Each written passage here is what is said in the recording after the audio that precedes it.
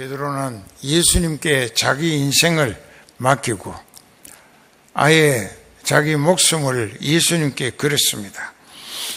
그리고 이제 예수님의 제자로서 같이 일을 합니다. 심부름도 합니다. 그 이제 많은 이적 기사를 보고 듣고 그게 베드로는 다 체험을 했어요. 그 특히 다볼산에서는 그저 이 베드로와 야고보와 요한만 데리고 더 높은 꼭대기로 올라가셔서 기도하시던 예수님이 온몸에서 옷에서 빛이 유난히 밝혀지면서 공중으로 붕 떠올라가십니다. 그 베드로가 이렇게 쳐다보고 황홀경에 취했습니다. 늘 말씀드리지요. 1600년 전에 살았던 모세가 나타났고 800년 전에 일했던 엘리야가 나타났습니다. 그 예수님하고 공중에 세 분이서 무슨 얘기를 하시는 모습이 보였어요. 그 이 세 제자가 그 장면이 너무나 좋았습니다.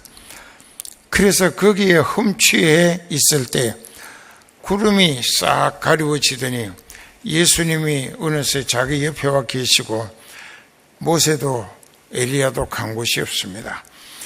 그들의 눈이 영의 눈을 띄워 보여지게 해 주신 것입니다. 그래서 베드로가 그 자리에다가 예수님을 모시고 모세도 엘리야도 사라지지 않게 초막셋을 짓겠다고 제안을 했습니다. 하나는 주님 위하여, 하나는 모세 위하여, 하나는 엘리야를 모시고 오늘 그 장면만 영의 눈으로 보여진 신령한 장면만 보고 신나게 살고 싶습니다 했어요. 그러니까는 예수님이 웃으시고 일어나서 내려가자. 남들에게 이 장면을 얘기하지 말라 하시기도 하셨습니다. 이렇게 베드로와 야고보와 요한에게는 신비스런 영의 세계를 몇 차례 보여주시기도 하셨습니다. 그런데 이제 이 베드로가 이렇게 많은 체험을 하면서도 이제 그가 마태복음 16장에 가서 13절부터는 이런 내용이 기록되어 있습니다. 예수님이 12제자를 데리고 가이사라 빌립보 지방에 전도 여행을 마치시고 제자들에게 사람들이 전도한 이후 나를 누구라 하더냐 물으셨어요. 그러니까 들으는 엘리야, 들으는 예레미야나 선지자 중에 하나라 하더이다. 그 예수님의 전도를 받고 그들의 유대인이면서 생각하기를 예수님은 그리스도로 알아보지 못하고 선지자들 중에 하나 정도로 이해했다는 반응이었습니다. 예수님은 크게 실망하신 것입니다. 그리고 제자들에게 그러면 제자라는 너희는 나를 누구로 아느냐 직설적으로 질문하시니까 그들 중에 좀 다혈질이고 성질이 급한 베드로가 주는 그리스도시요 살아계신 하나님의 아들이십니다 했어요. 예. 그리스도란 성령이 충만한 분이라는 뜻이고 하나님의 아들, 그 Son of the God, 하나님의 아들이라. 하나님의 아들이라고 알아보는 말을 했습니다. 그 다음에 예수님의 반응이 너무나 기뻐하시면서 아주 반색 반가운 표정으로 말씀하십니다. 바요나 시모나, 요나의 아들 시모나, 그 사람의 본 이름이에요. 그리고 말씀하십니다. 네가 복이 있구나. 너는 복이 있다. 네가 나를 그리스도로 하나님의 아들로 알아볼 수 있게 해 주신 것은 사람들의 어떤 교육을 받고 지식 전달에 의해서 알아보게 된 것이 아니라 하늘에 계신 내 아버지께서 아버지의 성령으로 너에게 나를 알아보게 해 주실 것 때문에 이렇게 하나님 아버지가 해주시는 사람은 속으로 부르셔서 영원히 택하신 하나님의 사람이기 때문에 너는 복이 있다 그랬습니다.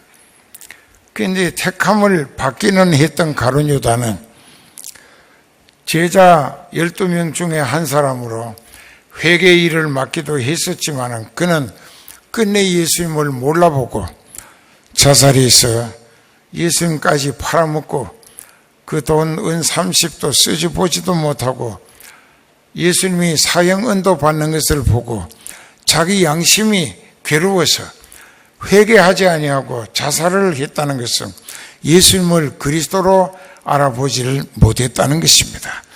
예수님 가장 가까이에 있었던 회개였던 그가 예수님을 인간적으로는 선생님이라고 호칭했지만 예수님을 주님이라고 불러본 일이 없었던 가룟 유다였습니다. 여러분 중에도 그런 사람들이 꽤 있어요. 그래서 이제 이 베드로가 신앙 고백한 것이 너에게 나를 하나님의 아들 그리스도라고 알아보게 역할을 해준 것은 혈육이 아니라 어떤 사람의 교육이나 지식 전달에 의해서 안 것이 아니고 하늘에 계신 내 아버지께서 하나님의 영으로 성령으로 너에게 나를 알아보게 해 주셨기 때문에 네가 나를 하나님께서 알아보게 해 주심으로 알아보게 된 것은 너는 이미 하나님께 상당히 복받은 사람이다. 예수님이 제자들을 데리고 11제자에게 이 얘기를 하셨어요. 여기 산 밑에 있어라. 그리고 평지에 거기에 이제 8명의 제자를 앉혀놓고 베드로와 야고보와 요한만 데리고 더 가셨어요. 더 올라가시면서 예수님이 말씀하십니다. 내가 심히 고민하고 슬퍼서 견딜 수 없다. 내가 이제 며칠 뒤에 십자가에 못 박혀 죽임 당해야 하는데 이 고통을 감당할 수 있는 준비를 위해서 가고 있으니까 너희 세 제자 베드로와 야고보와 요한은 이와 같은 내 입장을 위해서 여기서 기도 좀 해주라. 1시간만 기도 부탁을 한다 하시고 예수님이 돌 던질 만큼 한 30-40m 더 올라가셔서 땅에 엎드려 가지고 기도하십니다. 피 같은 땀을 흘리시면서 아버지여 할 수만 있사옵거든 이 잔을 내게서 지나가게 해 주옵소서. 그러나 내 소원대로 마시고 아버지 뜻대로 하시옵소서 하고 내려와서 보니까 세 제자가 기도할 줄 알았는데 자고 있다고요. 그래서 깨웠어요. 베드로도 야고보도 요한을 깨워가지고 너희가 1시간 내 입장을 위하여 나를 위하여 기도해 줄 수 없었더냐. 너희 자신의 믿음이 시험 들지 않기를 기도하라. 즉 내 입장을 위한 기도 부탁은 취소한다. 거두어드린다. 너희 자신의 믿음이나 지키고 지옥에 떨어지지 않기를 깨어 기도하라. 기도 제목이 바꾸어진 거예요. 그리고 예수님은 다시 그곳에 올라가셔서 같은 기도를 하시고 또 내려와 보시니까 자기 믿음이 시험들지 않기 위한 기도하라 하셨는데 역시 잠들고 있어요. 그래서 또 이제 예수님이 실망하신 거죠. 그리고 또 그 자리에 가서 세 번째 기도를 마치시고 이제 내려오셔가지고 이 제자들을 다 모았습니다. 일어나라. 함께 가자. 보라 나를 잡는 자가 이 밑에 오고 있다. 예수님은 하나님이시기 때문에 어디쯤 오고 있는가, 어떻게 몇 사람이 오고 있는가 다 아시는 거지. 그 여기 오고 있다 하니까 가룟 유다가 군병들을 데리고 하속들을 데리고 앞에 탁 나타났어요. 그리고는 예수님께 바싹 다가가더니 예수님을 끌어안고 얼굴에 입 맞추면서 안녕하시오니까 선생님 했습니다. 그 다른 복음서에 보면은 예수님이 유다야 네가 내게 입맞춤으로 인자를 파느냐 그렇게 말씀하셨어요. 그리고 예수님은 묶이고 잡혀서 끌려갔습니다. 가야바의 뜰에까지. 근데 여기 오늘 31절에 보면 내가 내 목자를 치리니 양의 떼가 흩어지리라 하는 말씀이 있잖아요. 그게 여기도 이제 우리가 확실히 성경을 알고 깨닫는 지혜가 필요한데 이 내 목자를 치리니 양의 떼가 흩어지리라. 그런데 그렇게 하고 예수님이 잡혀서 끌려가니까는 11 제자가 전부 10 제자가 도망가기 바빴습니다. 자기네들도 예수님처럼 잡혀서 묶이고 끌려가서 얻어맞고 고문당하고 죽임당할까 봐 도망가기 바빴어요. 10명이. 그 가룟 유다는 이제 자기 돈이 된 걸로 생각했겠죠. 그때 이 예수님은 끌려가셔가지고 한참 끌려가고 있는데 베드로가 다른 제자들보다는 좀 나았어요.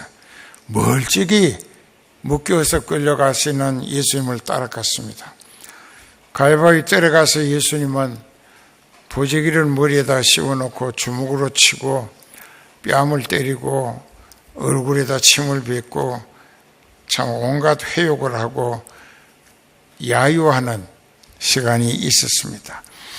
근데 베드로는 그 집에 문 안에 들어갔어요. 그 마당에 그 집에 하인들이 쭉 모여 있습니다. 근데 밤중이 지나니까 추워요. 그 모닥불을 피우고 사람들이 불을 쬐는데 베드로도 춥다고 예수님은 제 뜰에서 얻어맞고 고통 중에 망신당하고 계시는데 수지자인 베드로는 춥다고 모닥불 쬐는 데 가서 이렇게 불을 쬐고 있어요. 그러니까 그 집에 어떤 비자라고 하는 것은 계집 종이라고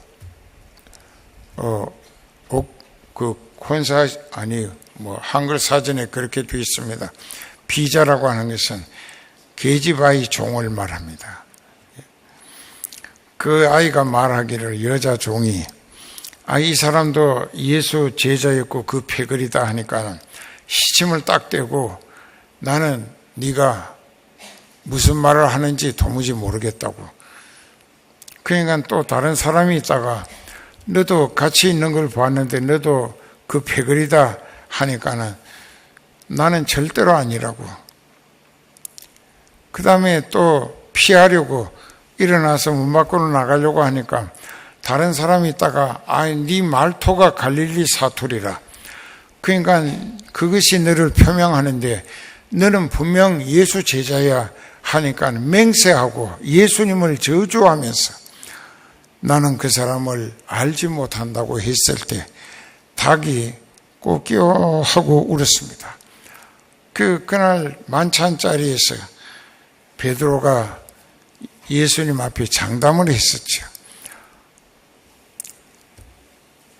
목자를 치면 양떼가 흩어질 때에 베드로 네가 나를 부인할 거라고, 네가 다 도망가고 너는 나를 부인할 거라고 했을 때에 베드로가 화가 나서 다혈질이라 내가 주와 함께 죽을지언정 절대로 주님을 부인하지 아니할 거라고 장담을 했어요.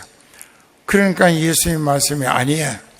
오늘 밤 새벽 딱 울기 전에 네가 3번 나를 부인할 거라고 예언한 말씀이 생각이 나서 닭울음 소리에 그 말씀이 생각이 나서 그만 문간 문설주에 머리를 찧어가면서 통곡하고 회개했습니다. 베드로는 예수님을 믿었기 때문에 그 요한복음 6장 63절에 살리는 것은 영이니 육은 무익하니라.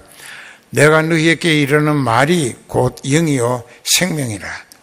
그리고 많은 사람들이 물러갔습니다. 제자들을 향하여 예수님이 말씀하십니다. 너희도 가려느냐? 즉 나를 떠나겠느냐?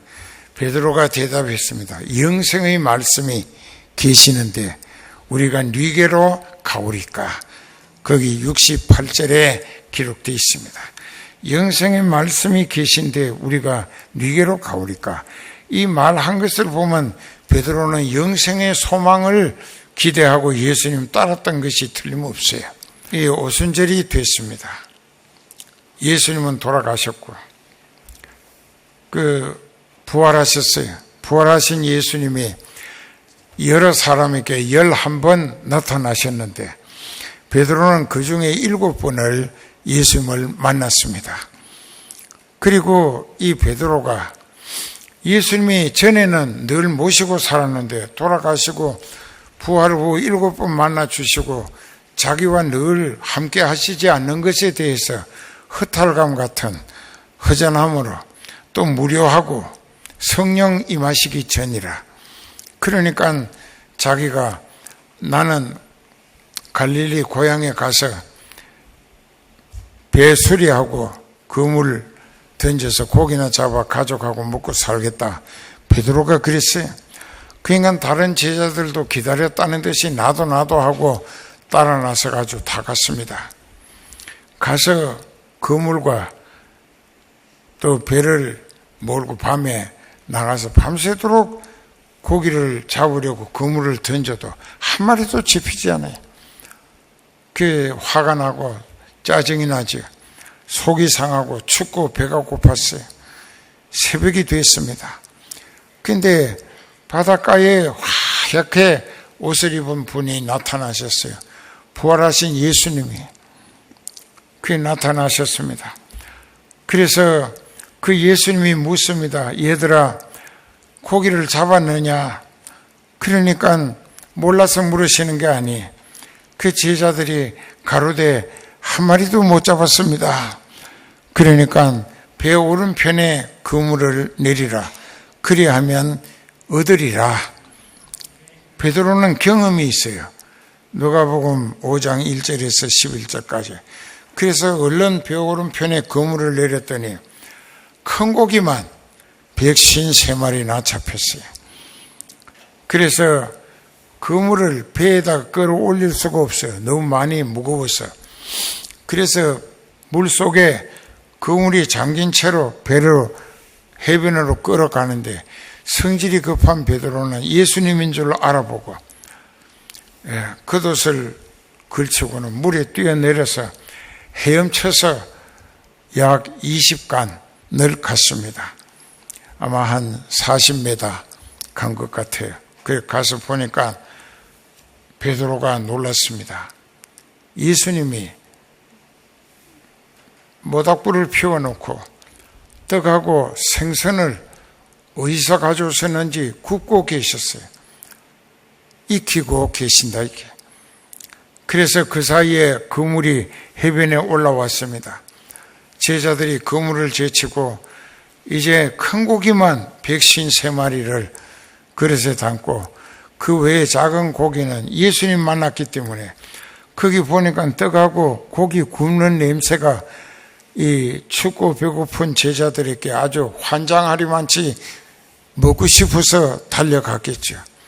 그래서 달려가가지고 얼마나 울었겠습니까? 우리는 예수님께 물어보지도 않고 하직 인사도 않고 옛 생활로 되돌아갔는데 예수님은 실패한 현장에 배신하고 돌아간 제자들을 찾아 여기까지 오셔서 그것도 그들이 실패로 인한 속상하는 짜증과 춥고 배고픈 것을 걱정하셔서 모닥불에 떡과 생선을 굽고 계셨다.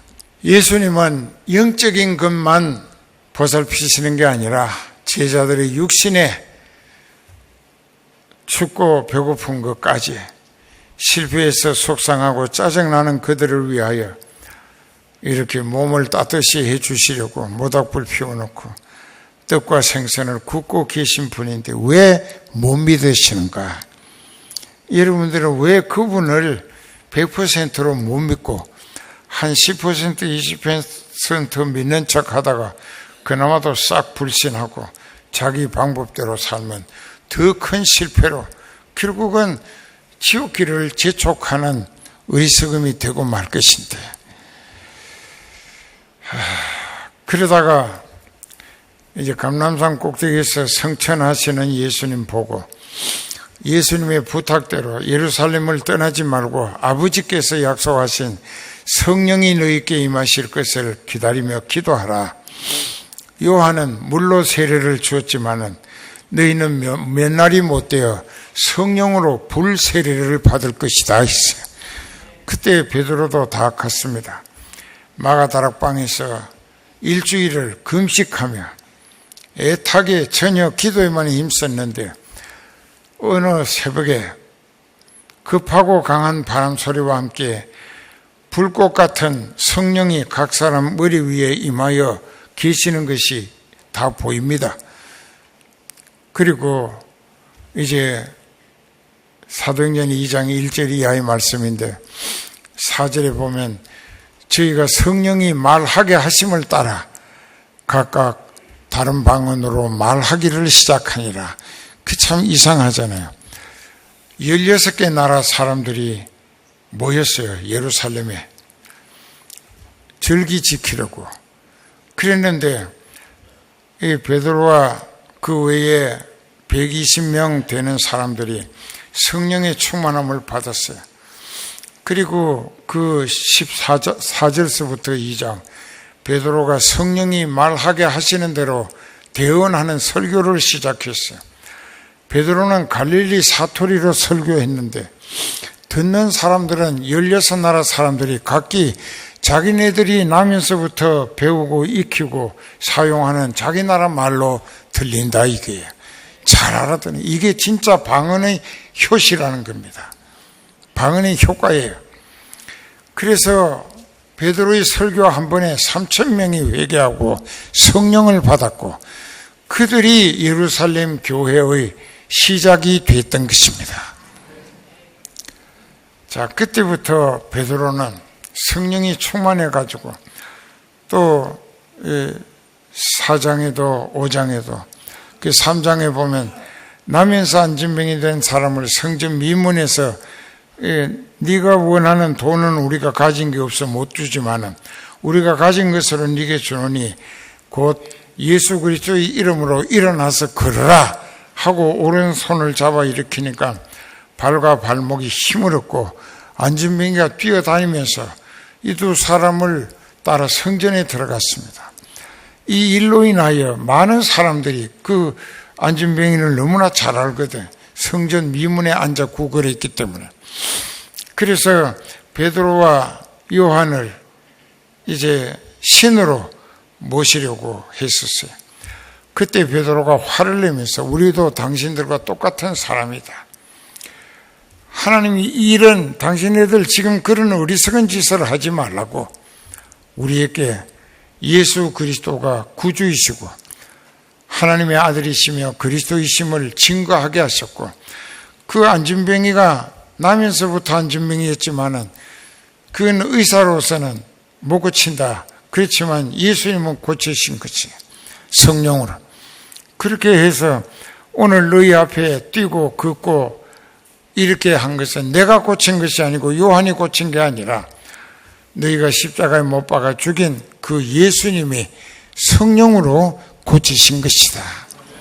그게 말렸어요. 그날이 4,000명이 회개했고 그 이튿날 또 이제 성전 뜰에 그 솔로몬 광장에서 전도를 할 때에 5,000명이 회개했습니다. 3,000명, 4,000명은 7,000명이고 5,000명이 회개했으니 12,000명에 사흘 동안에 12,000명이 회개하고 성령 받아서 예루살렘 교회가 굳건히 세워져 갔다는 것입니다.